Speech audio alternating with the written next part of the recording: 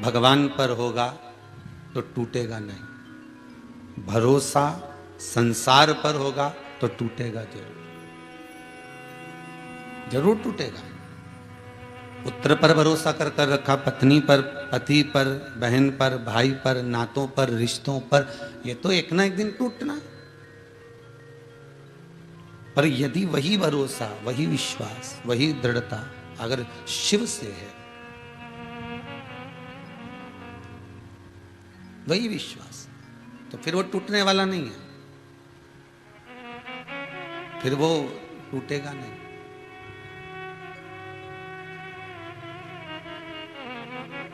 एक बार माता पार्वती जी ने भगवान शिव से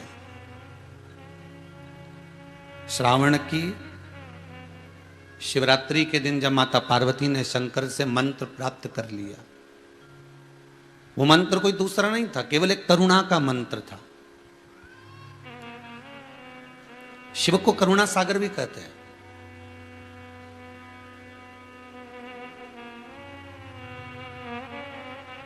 और उस करुणा सागर का नाम इसलिए पड़ा क्योंकि वह नित्य प्रति करुणा करता है। कोई अनायास अगर अब क्या पहुंच भी जाए तो वो उसका साथ दे जाता है।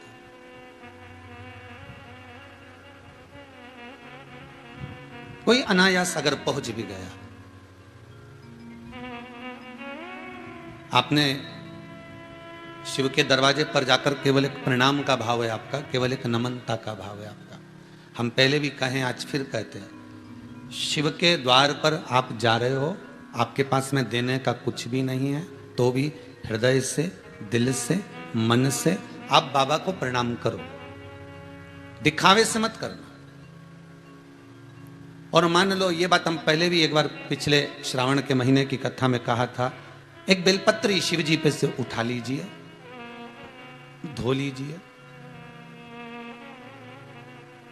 आपकी कोई कामना है, आपका कोई भाव है, आपके हृदय की कोई बात है जो बहुत दिनों से लगे हुए हो, और बाबा हो सकता है कि किसी कारणवश पूर्ण ना हो रहा हो। कई लोग कह भी देते हैं गुरुदेव, कोई कोई कहते हैं, जैसे आज कोई कह रही थी बच्ची की मैंने शिव महापुराण में पशुपति व्रत सुना और उसको करा, उसका लाभ मुझे मिला, मेरे पति ने भी करा, उसका भी लाभ मुझे मिला।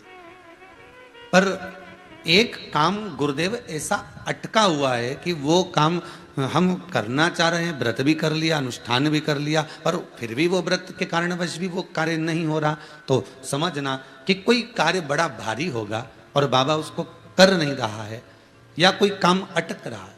तो हमने पहले भी कहा, ये बीच की जो पत्ती है, ये देव अधिदेव महादेव है, ये ब्रह्मा, ये विष्णु। इन दोनों पत्ती के मिलन से लेकर इस पत्ती के बीच की जो डंडी है, ये नीचे की डंडी का वर्णन नहीं कर रहे हैं, इन दोनों पत्तियों के बीच में जो डंडी है बची हुई, जो तीनों के बीच में एक डंडी का जो भाव है, ये माता जगतजननी जगदम्बा माता पार्वती है। इस डंडी के नीचे का जितना भाग है, ये 33 कोटि देवताओं को दर्शाता है। बेलपत्री के नीचे पिछले वर्ष की श्रावण की कथा यदि आप निकालेंगे और उसको पेज पर जाकर आप सुनेंगे तो आपको प्राप्त होगा कि उसमें भी कहा था कि जब आप पशुपति व्रत कर रहे हो, या कोई नियम धारण कर रहे हो, या कोई आपने नियम उठा रखा है और वो कार्य आपका हो ही नहीं रहा, आपने 2 बार पशुपति व्रत कर लिए, आपने ये कर लिया, आपने प्रदोष कर लिया, आपने सोमवार कर लिया, आपने सारे अनुष्ठान कर लिए, बहुत सारे उपाय भी करे, तो भी नहीं हो रहा है, तो इस बीच वाली पत्ती पर शहद लगाकर बाबा का जो शिवलिंग है, उस शिवलिंग को इसको छुआ दीजिए या उससे चिपका दीजिए, और उस पर अपनी हथेली रखकर कामना कर कर वापिस घर को आ जाइए। बाबा आपकी वो मुराद शीघ्र 3 महीने के अंदर पूरा कर ही देता है, ये पक्का। मतलब हम शिव के करीब, देखिए शंकर भगवान की तप साधना में कामदेव पर दृष्टि कब पड़ी? जब कामदेव ने तीक्ष्ण बाण छोड़ा, और वो बाण जो छोड़ा गया वो कहां लगा? भगवान के हृदय चित्त की ओर। वो बाण कहां लगा है? भगवान के हृदय की ओर, भगवान के हृदय की ओर पहुंचा। लग नहीं पाया था, भगवान के हृदय की ओर जाकर सम्मुख में खड़ा हो गया।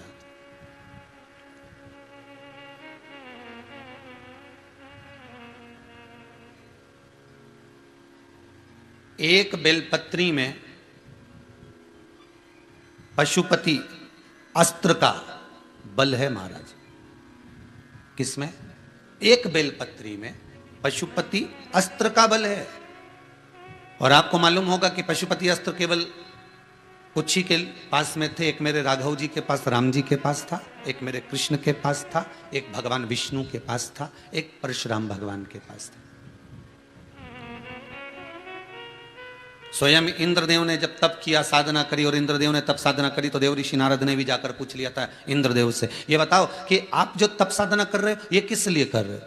तो इंद्र कहते हैं कि जो पशुपति अस्त्र भगवान राम को दिया गया, जो पशुपति अस्त्र भगवान कृष्ण को दिया गया, जो पशुपति अस्त्र भगवान विष्णु को दिया गया, जो परशुराम को दिया गया, वह पशुपति अस्त्र मुझे भी चाहिए। वो अस्त्र मेरे पास होना चाहिए।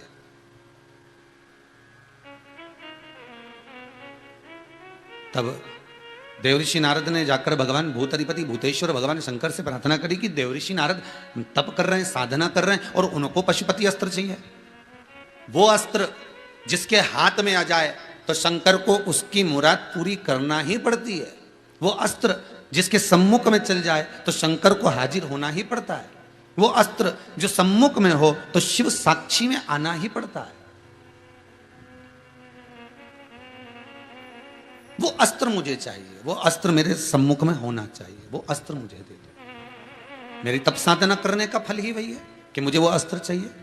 दुनिया के लोग अगर कुबेरेश्वर धाम आ रहे हैं, दुनिया के लोग अगर यहाँ दर्शन करने के लिए आते हैं, लॉकडाउन के बाद में अगर पहुँचते भी हैं, तो उनकी जो विचारधारणा है, उनकी जो सोच है, उनकी जो बुद्धि है, प्रत्येक कुबेरेश्वर धाम में आने वाला व्यक्ति का यह भाव होता है कि कैसे भी मैं जिस कामना को लेकर दरवाजे से प्रवेश करी हूं, इस भूमि पर मैं आकर चप्पल उतार कर अपने पांव के द्वारा इस भूमि का जो मैंने स्पर्श करा है, उस स्पर्श का मेरा भाव केवल इतना है कि जिस कामना से आई हूं, मेरी वो कामना कुबेर भंडारी शीघ्र पूर्ण करे। ये व्यक्ति के मन का भाव होता, ये चित्त होता।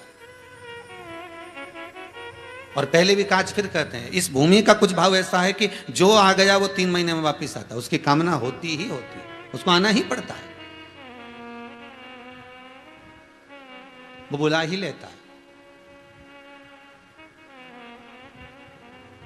आशीष कह रहा था आज गुरुदेव, एक बात पूछना थी कि कुबेर भंडारी के साथ में ऐसा कि 3 महीने में व्यक्ति, हम कई लोगों से मिलते हैं, और वो आप भी अगर कभी योग लगेगा और यहाँ पर आएंगे तो आप पूछना किसी से कि आप कितने महीने पहले आए थे, आपको बुलाया कि नहीं बुलाया बाबा ने, कोई कार्य हुआ कि नहीं हुआ, उसका भी तो भाव जागृत करो। किस लिए आना हुआ? कोई मिले तो पूछना एक बार कि क्या कारण है, तुम कैसे आए हो, क्यों आए हो, उस भंडारी ने क्यों बुलाया, उसका स्पर्श। भले वो अभी स्थापित नहीं हुआ, प्राण प्रतिष्ठा नहीं हुई, पर वो है। एक एक कंकर कंकर में मेरा शंकर इस कुबेरेश्वर की धरा पर है, एक एक कंकर।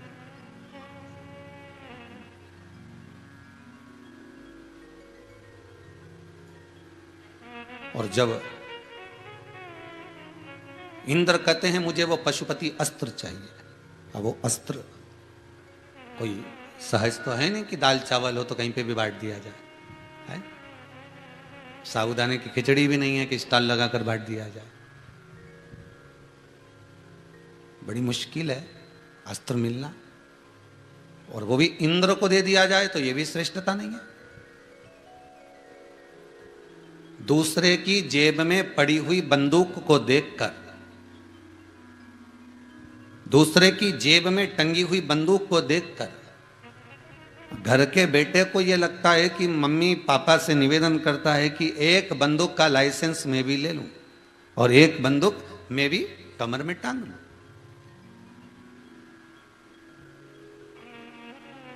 एक बंदूक में भी कमर में टांग लूं, एक बंदूक मैं भी अपने पास में रख लूं। किसी बॉडीगार्ड को देखा, उसके पास में बंदूकें थी, बड़ी बड़ी बंदूक है उसके पास में, तो उसको भी देखकर भाव जागृत है। बताओ, एक बंदूक अपने को टांगने में क्या जाता है, अपनी सत्ता रहेगी, अपनी शान रहेगी, एक बंदूक अपन भी टांग लेते।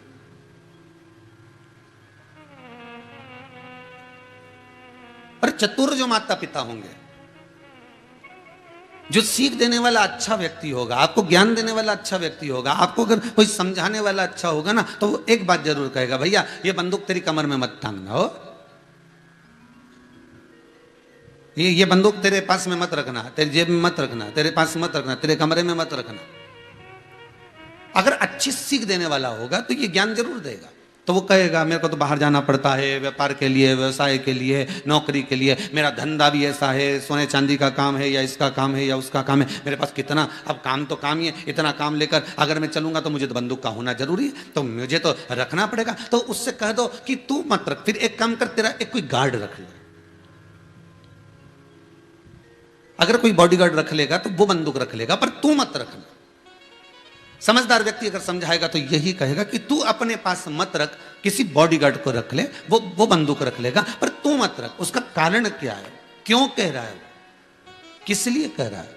क्योंकि वो समझदार व्यक्ति, वो ज्ञान देने वाला व्यक्ति ये जानता है कि इसको क्रोध बहुत आता है, और जरा सा भी क्रोध आया और इसने बस जेब में से हेड़ी और चला दी, तो दिक्कत ये है कि अकेला ये नहीं भोगेगा, भोगना पूरे परिवार को पड़ेगा, भोगना पूरा परिवार, अकेला ये नहीं भोग रहा। आपको पहले भी एक कथा में कहा था कि व्यक्ति पाप थोड़ा सा करता है पर भोगना बहुत पड़ता है। गलत बोल दिए हो, भोगना बहुत पड़ेगा। गलत सुन लिए हो, भोगना बहुत पड़ेगा। गलत देख लिए हो, भोगना बहुत पड़ेगा। गलत जगह चले गए हो, भोगना बहुत पड़ेगा। उसी तरह जैसे क्रोध आने पर व्यक्ति 2 मिनट भी नहीं लगते और बंदूक उठाकर मार देता है, चाकू घोंप देता है, तलवार से मार देता है।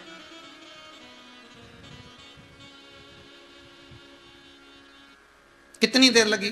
मात्र 2 मिनट, मात्र 1.5 मिनट, मात्र 1 मिनट, बस चक्कू मारा, वो मर गया। लगा कितना टाइम? 5 मिनट, 2 मिनट, 10 मिनट, इससे ज्यादा कुछ नहीं लगा। अब भोगना कितना है? मार तो दिया, वो मर भी गया, अब भोगना कितना है? ले गई पकड़ के पुलिस, 3 साल, 2 साल, 1.5 साल तो केस चलता रहा, जब तक तो जेल में ही सड़ता रहा। 1.5-2 साल बाद के केस जज के पास पहुंचा, उसने सुना तो उसने कह दिया आजीवन कारावास या 10 साल या 15 साल या 20 साल पड़े रहो। क्रोध थोड़ी सी देर का आया, चक्कू मारने में 2 मिनट लगे, बंदूक मारने में 2 मिनट लगे, और भोगना पूरे 8 साल, 10 साल, 20 साल, 25 साल, 50 साल आजीवन पड़ा सड़ रहा है। उसी तरह हम कर्म थोड़ा सा बेकार कर जाते हैं। हमने किसी को अपशब्द कर दिया, हमने किसी को ताने दे दिया, हमने किसी को गाली दे दी, हमने किसी के लिए गलत बोल दिया, हमने गलत देख लिया, हमने गलत सुन लिया, हमने किसी अन्य भाव से भीतर से कुछ कपट कर दिया, हमने किसी का धन रख लिया, हमने किसी का धन चुरा लिया। वो भाव तुम्हारा ठीक है, तुमने कर लिया, थोड़ा सा, थोड़ा तुम मन का धन कर लियो, पर भोगना कितना पड़ा? जो दुख हमारे पास में आ रहा है, जो तकलीफ हमारे पास आ रही है, तो उसका भी तो भाव देखो। मत बुरे कर्म कर बंदे वरना पछताएगा, भगवान की आंखों से तू बच नहीं पाएगा, तू बच नहीं पाएगा। अरे ओ अज्ञानी मत कर नादानी। ये नादानी हम कर रहे हैं, हम सोचते हैं कि हमें कोई नहीं देख रहा और हम ये कर सकते हैं, पर भोगना बहुत पड़ता है। भगवान देवऋषि नारद तो भगवान शंकर से कह दिया कि आप कृपा करिए और इंद्र को पशुपति अस्त्र दे दीजिए। पशुपति अस्त्र भगवान शिव कहते हैं कि मैं दे तो दूंगा, पर इंद्र उस लायक नहीं है कि इसको अस्त्र दे दिया जाए।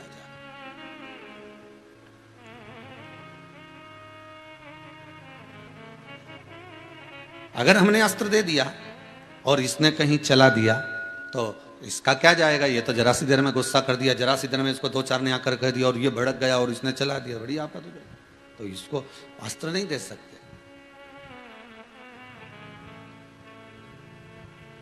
कितनी विचित्र लीला संसार की। भगवान किसी को धन देता है तो मन नहीं देता, और किसी को मन देता है तो धन नहीं देता। बड़ी बड़ी विडंबना है, बड़ी विचारणीय लीला ये। भगवान जब सुख देता है तो भोग करने का शरीर गिरा देता है। बहुत ध्यान दीजिएगा। धनलभ का गद्दा देगा, एसी का रूम देगा तो नैनों की नींद को छुड़ा लेगा। क्या दिया? तो डनलप का गद्दा दिया, एसी का रूम दिया, तो वो नींद को चुरा लेगा। बादाम दी, काजू दी, ड्राई फ्रूट्स दिए, ढेर भर भर के मिठाई दी ने, खूब खाने का सामान दिया, तो मालूम पड़े कि शरीर को बिगाड़ देगा। लो साहब लड्डू खाओ साहब, गुलाब जामुन खा लो, नहीं साहब शुगर है।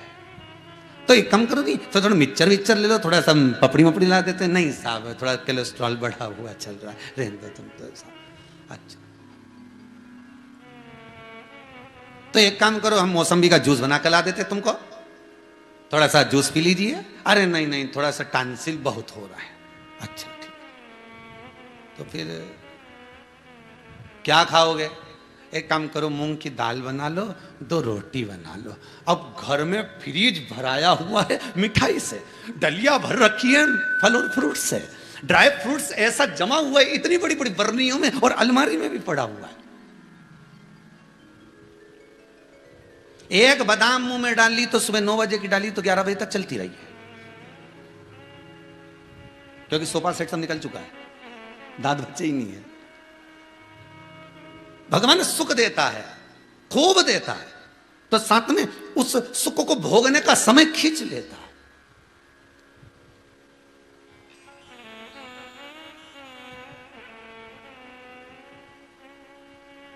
छोरी ने छोरे से कहा, छोरे ने छोरी से कहा, अपना दोनों का जब शादी हो जाएगा, विवाह हो जाएगा, तो अपन घूमने के लिए चलेंगे 8-10 दिन, 15 दिन, 20 दिन। मालूम पड़े ब्याह भी हो गया, रिजर्वेशन 4 बार हो गया, टिकट भी बन गए, बीच में यह कोरोना आ गया।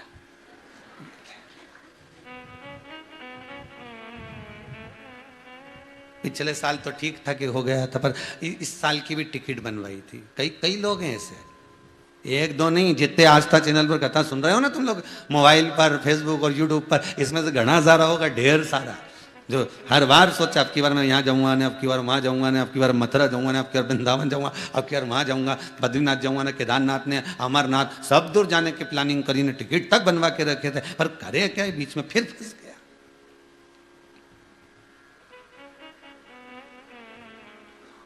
सुख दिया उसने, कोई कमी नहीं रखी सुख देने में। और आपसे बार बार कहते हैं, कैसे भी रहो बाबा को धन्यवाद देते रहो कि तू 2 रोटी तो दे रहा है, किसी भिखारी के घर में पैदा नहीं करा, ये बहुत बड़ा धन्यवाद आपको। नहीं तो मालूम पड़े इंदौर के LIG चौराहे पे कटोरा लेके खड़े रहते, तो कहीं 3 बत्ती पे, कहीं 4 बत्ती पर अगर कटोरा लेके खड़े होते, और घर के माता पिता माँ बैठकर के जा मांग ला, जा जा। तो भगवान तूने बड़ी कृपा करी, हमको नहीं मालूम था कि हम इतने अच्छे घर में पैदा हो जाएंगे, हमको नहीं मालूम था कि ये पूरा डिपार्टमेंट सही साइड मिल जाएगा। एक आध आंख निपटा के भेज देता तो क्या झगड़ा करने ऊपर जाते?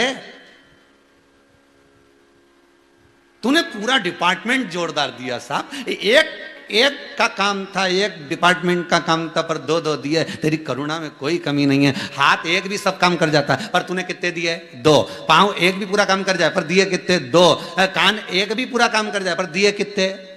2। नेत्र एक भी पूरा काम कर जाए, पर दिए कितने? 2। नासिका के छिद्र एक ही पूरा काम कर जाए, पर दिए कितने? 2। बस जीवान एक दी, क्योंकि उसको भी मालूम था गजब कर जाएगी, पूरे मोहल्ले में आग लगा जाएगी, ये उसको मालूम था। इसलिए बस केवल जीवान एक दी, बाकी के कोई ही डिपार्टमेंट उसने सब दिया, कोई कमी नहीं रखी देने। उसकी कृपा बड़ी विचित्र थी, खूब दिया उसने, देने में कोई कमी नहीं रखी, पर पात्रता में हमारे कमी थी, इसलिए हम भजन नहीं कर पाए। इस जिज्ञासन ने स्वाद तो गणा लिया, बोल मेरी जीवा हरि हरि 10 भोजन पान करे और राम नाम में मरी मरी, बोल मेरी जीवा हरि हरि। बस ये खाने का स्वाद बहुत जोरदार बताने, दही बड़ा अच्छा बना ने, आज की सब्जी जोरदार थी ने, रोटी भी अच्छी थी, थोड़ा सा अचार और मिल जाता नहीं तो जोरदार हो जाता। जीवान तो ऐसी बोले चकाचक चले, और जब राम नाम लेने का नंबर आई नहीं तो थोड़ी देर में तो लुढ़की जाए।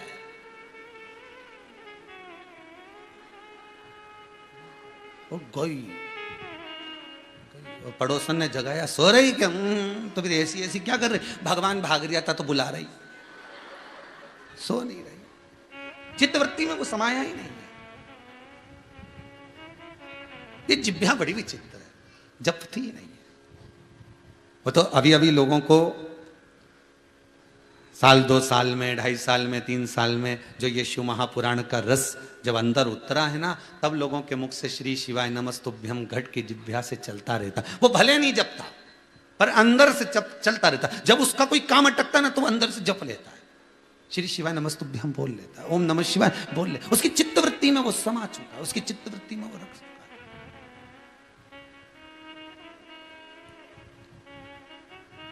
और भीतर से अगर जो निकला, हम फिर बार बार कहेंगे, मेरे शंभू को कोई दिखावा प्रिय नहीं है, कोई दिखावा।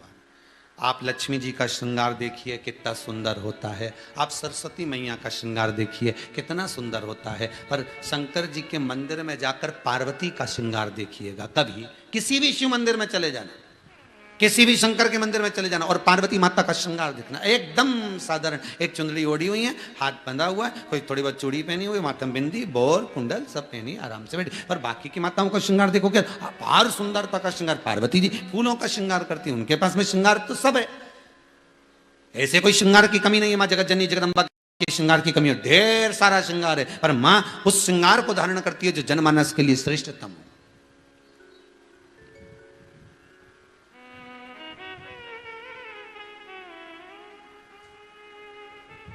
मां श्रृंगार वो करती है जो जनमानस के लिए श्रेष्ठ हो। तुम आज के नवयुवक बच्चे, नवयुवक लड़के, बेटियां, बेटे ये फटी हुई जीन्स पहन लेते हो, तो क्या तुम्हारे घर के पिताजी नहीं पहन सकते? तुम्हारे घर के दादाजी नहीं पहन सकते? अरे बोलो तो सही, 70 साल के दादाजी, 85 साल के दादाजी, क्या वो नहीं पहन सकते? वो भी पहन सकते हैं, पर उनको मालूम है कि मैं सीख क्या दूंगा, मैं प्रेरणा देने वाला हूं, और प्रेरणा देने वाला ही अगर बिगड़ जाएगा तो फिर क्या होगा। इसलिए दादा पिता मर्यादित वस्त्र को धारण करते हैं, माता मर्यादित वस्त्र को धारण करती है, वो वस्त्र धारण करेंगे जिससे में मर्यादा होगी और आपको संस्कार मिल सकेगा, वो पहनते हैं।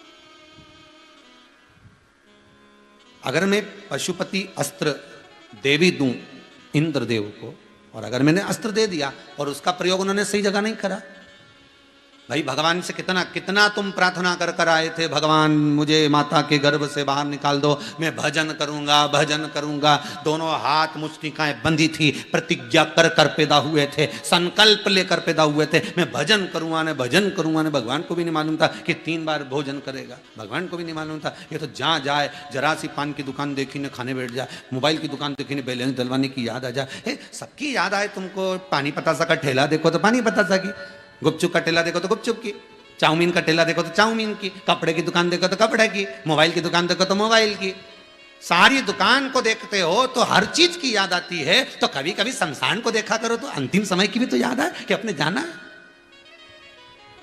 जिस समय शमशान के सामने से तुम्हारी गाड़ी निकल कर जाए, जिस समय पर लिखा हो मुक्ति धाम शमशान, जिस समय शमशान के सामने से गाड़ी निकल कर जाए, तो तुम्हारे मन में भी तो एक बात आना चाहिए, बहुत झूठ बोला रे अब की साल, तो खूब झूठ बोला, खूब बेईमानी करी। थोड़ी देर रुक के शमशान के अंदर झांक के देखो कितना मुर्दा जल रहा है, देखो तो सही। पानी पतासा का ठेला पर पानी पतासा के वाले से तो पूछो पानी मीठा है कि फीका, तीखा तो नहीं है ज्यादा, अमचूर का बनाया कि टाटरी का, तो उससे तो खूब बात करो। तो कभी कभी शमशान में खड़े होकर उससे ही बात करा करो, कितना ही गया, कितना आया, फिर आए जन कौन बेहरू सिंह भी निपटी गया, वे तो अच्छा था, वे चले गया, हे भगवान। तो 3 दिन पहले तो अच्छा था, बहुत जोरदार था, बढ़िया, सब खा पी लिया था, पानी पतासा भी खाया, तो सब खाया, फिर ये कैसे निपट गया। बस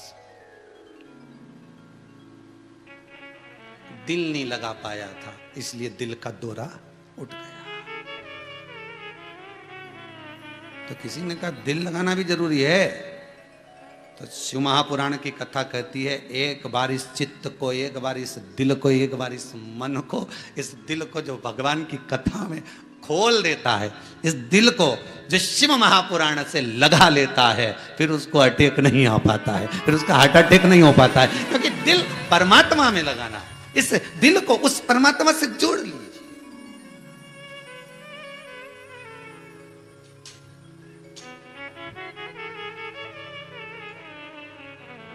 और जब ये मन, जब ये चित्त, ये दिल, ये हृदय, ये वृत्ति हमारी भगवान से जुड़ गई, शिव से जुड़ गई, फिर क्या सोचना, अगर मैं इंद्र को दे दूं वर और इंद्र को दे दूं मैं पशुपति अस्त्र, तो ये इंद्र तो उसका प्रयोग कर लेगा, और कर लेगा प्रयोग, जगत के उद्धार के लिए प्रयोग करे तो चल जाएगा, पर ये अपने लिए करे तो वह श्रेष्ठ नहीं है।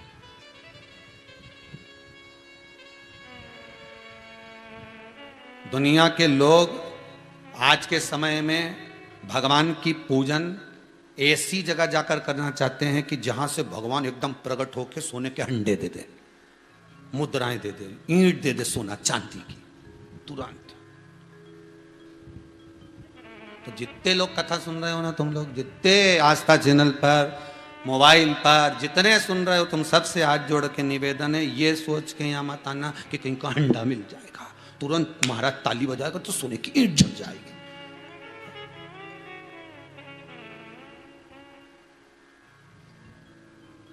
ये सब परमात्मा के हाथ में, तुम चक्कर मक्कर में मत पड़ना। तुम तो एक चक्कर में पढ़ो ने, देव अधिदेव महादेव के चक्कर में पढ़ो।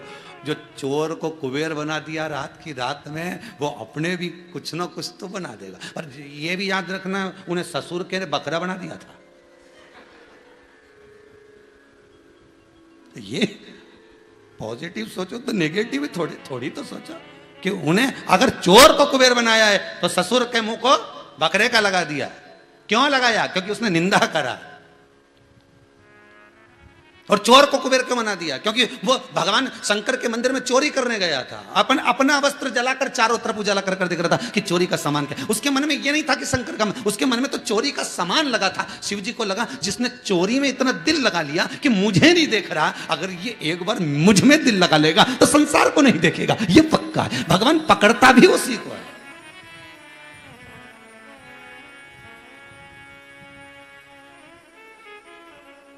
भगवान उसी को पकड़ता है जो जो दिल लगा कर बैठा है। जो चोरी में इतना दिल लगा रहा है, काम में इतना दिल लगा रहा है, परिवार में इतना दिल लगा रहा है, तो भगवान भी सोचता है इसको मुझ में लगाना चाहिए। अगर मुझ में लगाएगा तो कुछ मिल जाएगा। और उसने, दक्ष प्रजापति ने एक काम गलत करा, भगवान शिव की निंदा करी, बुराई करी, चारों तरफ हाहाकार मचा दिया। बेटी घर पर आई तो उसका सम्मान नहीं करा, बहन घर पर आई तो उसका आदर नहीं करा, खुद की पत्नी जा रही थी सम्मान करने के लिए तो रोक दिया। तू कहाँ जा रही है? तो क्या बेटी आई है तो नहीं मिलना उससे, अपने बुलाया था क्या उसको? बहन बन गई मिलने के लिए तो मना कर दिया। तुम क्यों जा रही हो उससे मिलने के लिए? सती से मिलने तुम क्यों जा रही हो? मना कर दिया ना, हमने तुम्हें बुलाया। तो बहनों को एक साइड कर दिया, माता को एक साइड कर दिया। अकेली माता सती खड़ी थी, कोई मिलने को तैयार नहीं था। माँ सती कहती है माँ तुम मिलने नहीं आ सकती। माता कहती है मेरा हृदय रोता है, मेरे आंचल का दूध बहता है तुझे गले लगाने के लिए, पर पिता सम्मुख में खड़ा है। पिता सम्मुख में खड़ा है, कैसे तुझे गले लगाऊं? तो बेटी यहां शिव महापुराण की कथा कर रही है। गाय, बेटी और लक्ष्मी, तीनों का विचित्र भाव बताया है। तीनों का, संत, साधु, सन्यासी, तपस्वी, साधक, उपासक, ब्राह्मण बेटी, कभी गौ माता तुम्हारे दरवाजे पर आ जाए, तुम्हारी चौखट पर पहुंच जाए, उसका आदर, उसका सम्मान, उसका सत्कार करो। एक रोटी देने में तुम्हारा क्या जाता है?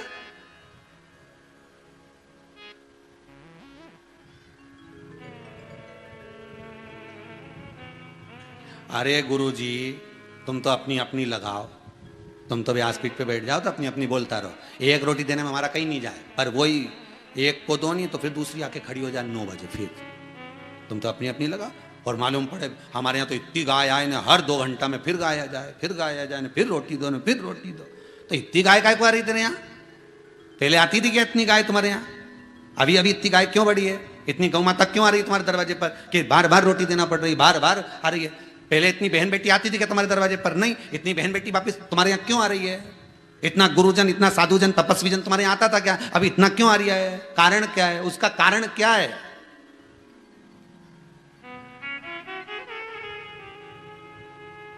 जब तुम्हारे यहाँ गाय ज्यादा आने लगे, जब तुम्हारे यहाँ बहन बेटी बड़े प्रेम से बात कर कर तुम्हारे यहाँ बार बार आने लगे, भले काका बाबा की बहन बेटी आए पर तुम्हारे यहाँ आ रही है, और तुम्हारे यहाँ संत साधु गुरुजन अगर बार बार आ रहे हैं तो उसमें तुम्हें आनंद की अनुभूति होना चाहिए कि समझ लेना अब भोलेनाथ ने मेरा हाथ पकड़ लिया है।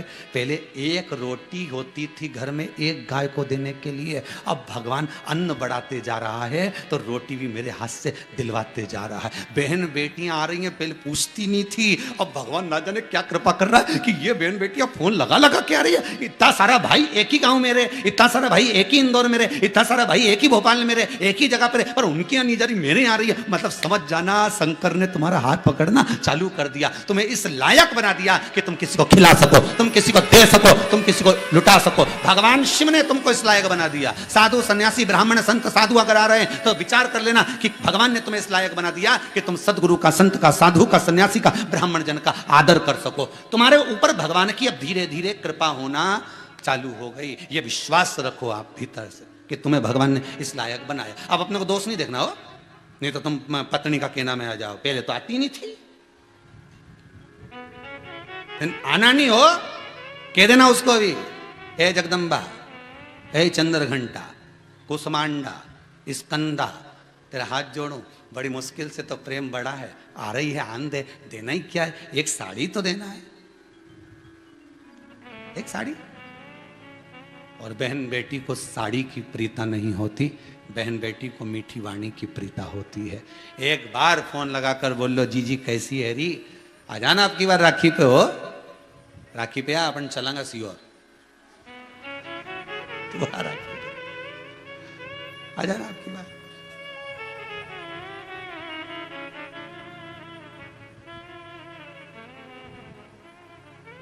आधा तो हमारा सियोर वाला परेशान पड़ गया है, क्योंकि सारा रिश्तेदार इनके फोन लगा लगा के बोलता है, हमको गुरुजी से मिलना है, तुम हमारे साथ चलो।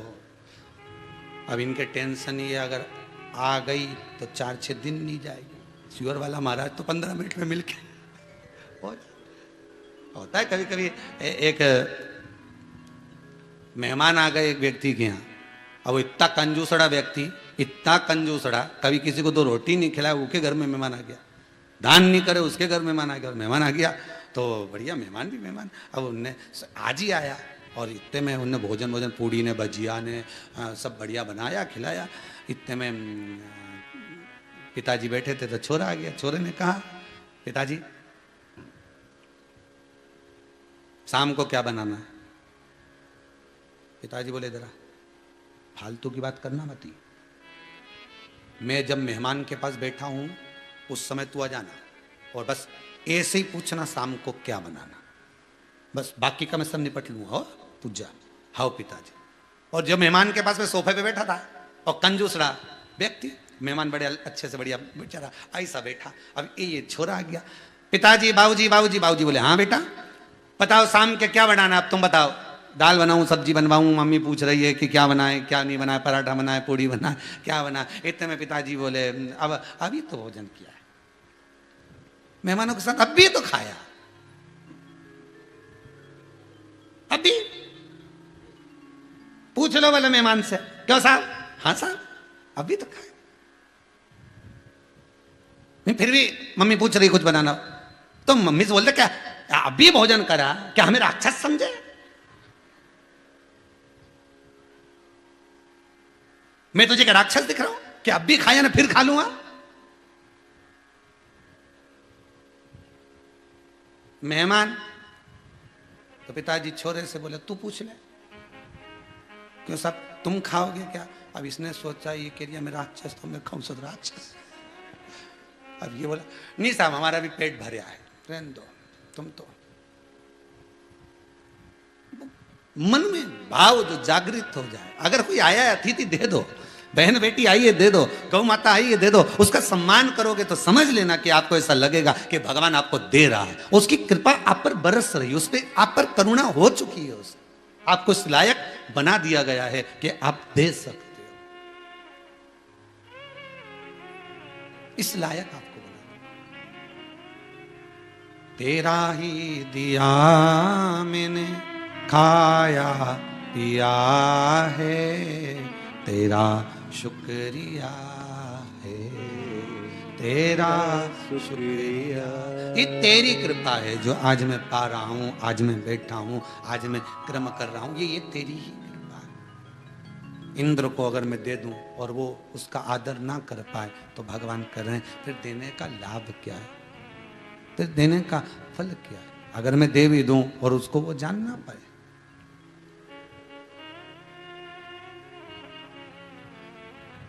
दो कौड़ी की चीज जब तक तुम्हारे पास नहीं होती तब तक तुम्हें वो करोड़ों की लगती है। लगती कि नहीं लगती? ये अपने पास होना चाहिए थी, ये वाली गाड़ी होना चाहिए, ये वाला सामान होना चाहिए। 2 कौड़ी की चीज जब तक तुम्हारे पास में नहीं होती तब तक वो तुम्हें करोड़ों की लगती है, और जो करोड़ों की चीज तुम्हारे पास में आ जाती है तो वो 2 कौड़ी की लगने लगती है।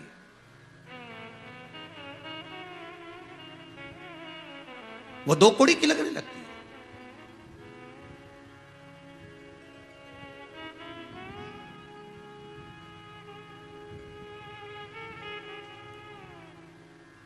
जब हम अपने मुख से व्याख्यान वर्णन करें, हम जो पाना चाहते हैं, तो हमें वो ना 2 कौड़ी की देखना है, ना हमें करोड़ों को देखना है। वो हमें तो बस केवल देव अधिदेव महादेव को देखना है कि वो जो मिल गया, उसके चरणारविंद की अगर रज मिल गई, उसके चरणों का अगर सुख मिल गया तो जीवन का आनंद हो गया। हमें किसी को बोलना भी नहीं, ज्यादा व्याख्यान भी नहीं करना कि हाँ हमें ये है, हम वो है। नहीं ना ना ना, आप बखान करें। और कल से कुछ वो एक छोरी गार्डन में घूम रही थी, और गार्डन में घूमते घूमते छोरी छोरा दोनों घूम रहे थे, और बड़े प्रेम से कह रही थी, एक बार शादी तो हो जान दो, तुम क्यों इतना घबराते हो, अपन दोनों की शादी तो हो जान दो, मैं पूरे घर को स्वर्ग बना दूंगी, पूरे घर को स्वर्ग बना दूंगी। एक व्यक्ति इनको घूर घूर के देख लिया था। गजब कॉन्फिडेंस, गजब, ये पूरे घर को स्वर्ग बनाएगी और घर के लोगों को स्वर्गवासी। स्वर्ग, एक बार शादी तो हो जान दो, मैं स्वर्ग बना दूंगी। तू स्वर्ग बनाएगी वो ठीक है, पर कहने से कुछ नहीं होगा। कहते कहते तो जिंदगी निकल गई। हम सुधरेंगे, युग सुधरेगा, हम बदलेंगे, युग बदलेगा। कब बदलोगे? तारीख, तिथि, दिन, पल, घड़ी निश्चित तो करो। चिल्ला चिल्ला कर तो जिंदगी निकल गई कि हम सुधरेंगे, हम सुधरेंगे, हम सुधरेंगे, हम सुधरेंगे। सिधर गए, सुधरे नहीं है। सुधरोगे कब? फिर कहा अभी तो बच्चा है, बड़ा हो गया, शादी हो गई, अब घर का टेंशन ज्यादा है, कब सुधरेगा? और बड़ा हो गया, बच्चों का बाप बन गया, अब सुधरेगा धीरे। हाथ में आ गया डंडा, तब सोचे सुधर जाए।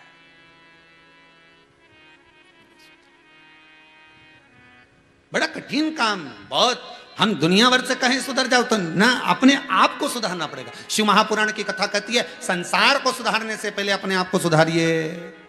पहले भी कथा में कहा था 5 कार सुधर जाएं तो राष्ट्र को सुधरने में देरी नहीं लगेगी। पहले नंबर का कलाकार खुद सुधरे, अच्छी अच्छी फिल्मों का निर्माण करे, अच्छे अच्छे चरित्र बनाए, तो बच्चियां भी अच्छे अच्छे कपड़े पहनना चालू कर देंगी, राष्ट्र सुधर जाएगा। दूसरे नंबर पर पत्रकार अच्छी अच्छी बातें छापें, लिखें, राष्ट्र को सुधारने में देरी नहीं लगेगी। तीसरे नंबर पर नीतिकार, राष्ट्र के राजनेता सुधर जाएं, जितना मंच पर खड़े होकर बोलते हैं उतना खुद पर अमल कर कर दिखाएं, तो राष्ट्र को सुधरने में देरी नहीं लगेगी। चौथे नंबर पर कथाकार, जितनी बात कहनी उतनी खुद पे भी अमल करे ना, तो राष्ट्र को सुधरने में देरी नहीं लगे। पर जितने बड़े बड़े प्रवचन दे, जितनी बात के, उतनी खुद पे भी तो अमल करो रे। तुम तो कह दिया बड़े बड़े बढ़िया बेड उठा के जोरदार लाखों रुपए का तो मंच बना लिया, यहां से वहां तक, न बॉडीगार्ड सब लगा के रखा हो, फिर के मंच से बोले खुद भी तो सुधरो। हम सुधरेंगे, युग सुधरेगा। शिव महापुराण की कथा कहती है अपने आप को संवारा है मेरे शंकर ने, अपने आप को संवारा है मेरी पार्वती ने। हिमालय राज के घर में जन्मी थी, राजसी ठाठ था, हजारों नौकर दासियां जिसके चरण दबाया करती थी, सोने और चांदी की थाली में जो भोजन करा करती थी, उसने स्वयं को संवारा है शिव जी के धाम में रहने के लिए।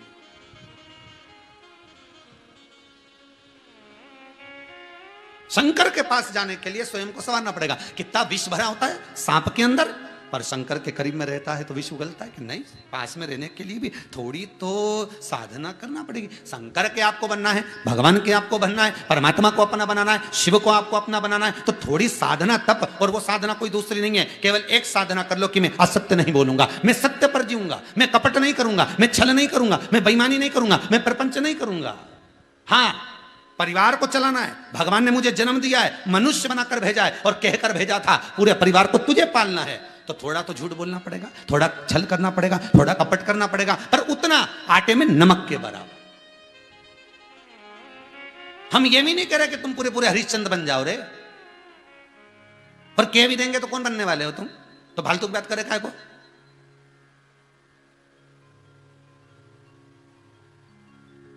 फिर बात थोड़ी देर के लिए पत्नी पति से कहते स्टेचू, वो ऐसे ही बैठ गया और पत्नी ने जेब में से पर्स निकाल लिया, 2-2 हजार के 12 नोट निकाल लिया। अब आंखें फाड़ फाड़ के देखा, हिल तो सकता नहीं। तो ईमानदारी से बोले स्टेचू हो गया तो ये झगड़ेगा नहीं, झगड़ेगा नहीं, अभी रुक तो जा, एक बार वो नॉर्मल तो होने, जैसे ही नॉर्मल हुआ तो ई के स्टेचू कर दिया। अब ये बेटी फ्रिज के पास में आंसू डाल, अब कहे सो।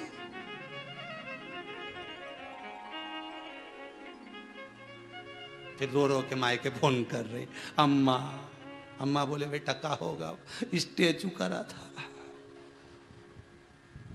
तो अम्मा बोली तू करी का है कोई स्टेचू? अच्छा सही बात नहीं बताई कि केवल स्टेचू नहीं करा था, पर्स में से 12,000 रुपए निकाले, 24,000 जो भी निकाले तो सर वो नहीं बोले, कहे सो कहे। अगर दो शिव कह रहे हैं इंद्र को, अगर नारद जी आपके कहने पर मैं पशुपति अस्त्र दे भी दूं, पर वो अस्त्र का प्रयोग करना तो जाने, वो अस्त्र का प्रयोग करना भी तो जाने। देने को तो भगवान बहुत दे दे तुमको, और भगवान से निवेदन है, आपसे भी निवेदन है, मेरा भोलेनाथ जब भी देना धीरे धीरे देना, एक साथ मत दे देना। एक साथ अगर दे दिया संभाल नहीं पाएगा। चढ़ो कुबेरेश्वर महादेव पर अगर कभी आप आओ और यहां आकर अगर विनती भी करो, और या उज्जैनी जाओ, ओमकारेश्वर जाओ, विश्वनाथ को जाओ, तो वहां पर भी विनती करना, तो इतना कहना कि एक एक सीढ़ी को आराम से चढ़ाना प्रभु। एकदम हम अगर हम 4-5 सीढ़ी चढ़ गए, ऊपर से कहीं नीचे गिर गए तो श्रेष्ठ नहीं है प्रभु, धीरे धीरे चढ़ो। पर आज के व्यक्ति को वो नहीं चाहिए, पहली सीढ़ी चढ़ भी गया ना तो उसके बाद सोचता 4-5 चढ़ी जाऊं ऊपर, 4-5 सीढ़ी नहीं, धीरे तेरे नहीं है। मैं पशुपति अस्त्र भी दे दूं इस इंद्र को, मना नहीं, पर उसका प्रयोग सही जगह हो तो देने में आनंद हो। उसका प्रयोग अगर सही जगह पर है तो हम दे सकते, पर यदि उसका प्रयोग ही वो सही ना कर पाए तो क्या मतलब। धन भगवान दे तुमको। आप कुबेरेश्वर महादेव की इस धरा से शिव महापुराण की कथा ऑनलाइन गर्ग परिवार द्वारा श्रवण कर रहे हो। बाबा विश्वनाथ आपकी झोलियां खुशियों से भरे, मना नहीं, खूब धन दे, खूब वैभव दे, खूब सत्ता दे, पर उस धन को आप सही जगह पर लगा, ये बाबा से प्रार्थना।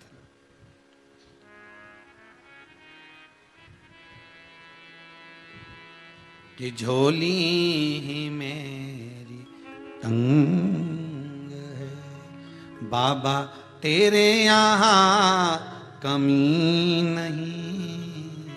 ये उसकी कृपा है कि वो दे और खूब दे, पर आपकी झोली में अगर वो कुछ डाल दे तो उसका सदुपयोग कर। ये मनुष्य का जो शरीर मिला, इसका सदुपयोग कर।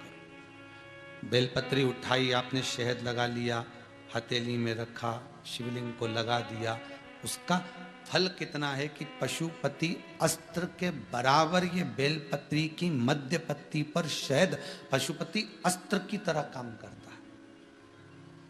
भले पशुपति अस्त्र नहीं दिया, पर बाबा ने कह दिया कि एक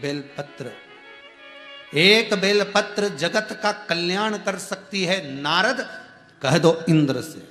और आपने पूरे विश्व ने जो बेलपत्री का वृक्षारोपण करा है, लाखों लाखों वृक्ष आप लोगों ने पूरी भूमंडल पर लगा दिए। जो नियम 2 जून से जो क्रम चालू करा था 25 जुलाई तक, आप लोगों ने जो फोटो भेजे वो यहाँ तक, कथा तक, सबके जो आते गए भेजते गए, आस्था चैनल वाले दिखाते गए, जिनके भी पहुंच गए वो दिखाते।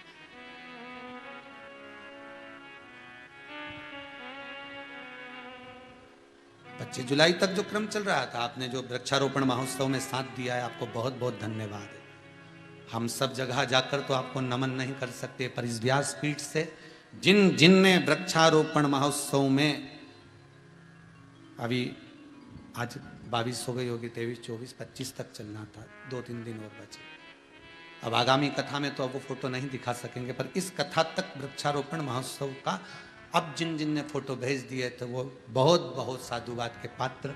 आप सबने इस वृक्षारोपण महोत्सव में जो लाभ लिया, आगे बढ़कर वृक्ष लगाए, आपके पावन चरणों को नमन करता हूं, क्योंकि लिंग महापुराण में लिखा है, एक बेलपत्री का वृक्ष लगाने वाला संसार का मनुष्य, लिंग पुराण कहती है, वो मानव कब तक है, जब तक वो संसार के कार्य में लगा हुआ है। जिस समय में वो एक बेलपत्री के वृक्ष का रोपण करता है, उसमें पानी देता है, सींचन कर कर उसको बड़ा कर लेता है, शिव महापुराण और लिंग पुराण कहती है, उसमें स्वयं देव आदिदेव महादेव 33 कोटि देवता के रूप में विराजमान होकर वृक्षारोपण करा लेते हैं। आप सबको जिन ने बेलपत्री का वृक्ष लगाया, उनके पावन चरणों को मैं नमन करता हूं, क्योंकि आपने जिस समय बेलपत्री का वृक्ष लगाया, उस समय आपके हृदय में शिव था, जगदम्बा थी, मां अंबे, मां भगवान गणेश, कार्तिकेय, षडानंद, सब उस समय पर आपके हृदय में विराजमान थे,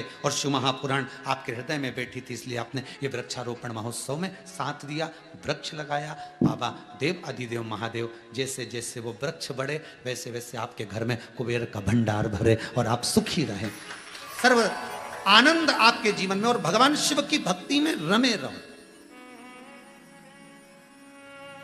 भक्ति में। हाँ, इसके बाद जो कथा श्रावण के महीने में चालू होगी, 24 तारीख को गुरु पूर्णिमा उत्सव हो जाएगा। जो यहाँ उत्सव होगा उसका विशेष प्रसारण 7 बजे आपको आस्था चैनल पर दर्शन हो जाएगा। और इसके बाद में कथा 27 तारीख से, श्रावण का महीना 25 से लग जाएगा, पर कथा जो है वो 27 तारीख से चालू होगी, दोपहर 2 बजे से 5 बजे तक। उस कथा का सबसे बड़ा क्रम रहेगा गंगा शिव महापुराण। जैसे ये गुरु शिव महापुराण है, वैसे वो गंगा शिव महापुराण। गंगा के जल में कीड़ा क्यों नहीं पड़ता, गंगा को झाड़ी में क्यों रखा जाता है, गंगा का पानी सूखता क्यों नहीं है, गंगा जली भरकर लाए, घर में अगर सूख गई तो उसका दोष क्या है, गंगा जली कितने दिन तक घर के अंदर रखना चाहिए और कब उसका उद्यापन कर देना चाहिए। कोई मर गया, उसके बाद जो गंगा जल भर कर लाए हो, मृत्यु के बाद में कहीं अस्थियां छोड़ने गए थे, गंगा जल लाए, उसका क्या भाव है। कोई घूमने गया, दर्शन करने गया, बद्रीनाथ केदारनाथ, वहां से गंगा जी लेकर आ गया, तो उसका क्या भाव है। कितने दिन तक गंगा हमारे किस स्थान पर रखी होना चाहिए, ये सारा क्रम। कौन सी तिथि एक ऐसी होती है जिस दिन गंगा का जल शिव पर चढ़ाया जाता है तो मात्र 12 दिन के अंदर मनोकामना पूर्ण हो जाती है। वो सारा क्रम गंगा अवतरण में, गंगा की इस शिव महापुराण में श्रवण प्रयास रहेगा। श्रावण का महीना है, रहेगा, बड़े भाव से सुनिए। गुरु शिव महापुराण की कथा जो जीवन का सुख दे रही है, आनंद दे रही है, एक लक्ष्य को निश्चित कर रही है। बेलपत्री का एक पत्ता, शिव कह रहे हैं कि कह दो इंद्र से कि एक पत्र भी अगर वो बेलपत्री का अपने हृदय चित्त से अगर कुछ कहकर समर्पित कर देता है तो वो पशुपति अस्त्र के बराबर। गुरु के मुख से निकली हुई वाणी, गुरु के द्वारा दिया गया मंत्र, गुरु का द्वारा किया गया अनुमोदन, स्मरण, वो भी पशुपति अस्त्र के बराबर। इस व्यासपीठ से कोई उपाय अगर आपको बताया जाता है, कोई प्रयोग आप करते हैं, सियोर वाले महाराज पर विश्वास मत करना, मिश्रा जी पर बिल्कुल भी विश्वास करना, शंभू पर विश्वास, पंडित प्रदीप मिश्रा पर नहीं, सियोर वाला महाराज पर नहीं, विश्वास उस शंकर पर करना जिसकी कथा में हमने सुना है, जिसकी शिव महापुराण में सुना है। अगर मैं ये करूंगी तो उसका मुझे ये लाभ मिलेगा। और विश्वास उस पर रखकर करना कि शंभु तेरे भरोसे पर कर रहे हैं, तेरे पर विश्वास है मुझे, क्योंकि अंतिम समय में आए ना आए प्रभु कुटुम करीना, अंत समय प्रभु आना। आखिरी के समय में ना परिवार आएगा, ना कुटुंब आएगा, ना यह सियोर वाला महाराज आएगा, ना रिश्तेदार ना नातेदार आएंगे। अंतिम समय में जब प्राण छूट रहे होगे जो शिव महापुराण की कथा तुमने दिल से सुनी है, बस तुम्हारे प्राण छूटते समय अगर यमराज बंदी बनाने भी आ गया, शिव पुराण नस नस में अगर भरी होगी तो यम भी नहीं आने वाला। मेरा शंकर नंदी लेकर खड़ा होगा, सिर पर जटाबंदी होगी, आधा चंद्रमा होगा, मुस्कुरा रहा होगा, डमरू बजा रहा होगा, त्रिशूल घुमा रहा होगा और नंदी पे से कूद कर तेरे पास गोदी में उठाने आ रहा होगा। वो क्षण याद कर, वो क्षण याद करिए। जिंदगी में जब दुख आए, जिंदगी में जब तकलीफ आए, जिंदगी में जब कष्ट आए, जब रोग बीमारी कष्ट कुछ भी आ जाए, कुछ भी आए, उस समय पर जिस समय तुम्हारा दिल रो रहा हो, तुम्हारा मन आज दुखी हो, उस समय उस शंकर को याद करना। वो शिव आ रहा होगा, उसका मुझे इंतजार, उसकी प्रतीक्षा मुझे, वो आएगा। मैंने भोले को बुलाया है, वो आता होगा।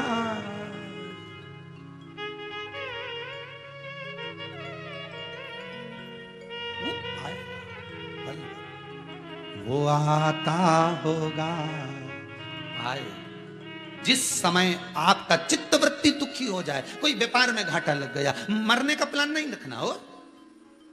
मरे तुम्हारे दुश्मन, अपन काय मरे, मरने का प्लान नहीं करना। घाटा लग गया, लग जाने दो, दुख आ गया आ जाने दो, देखा जाएगा।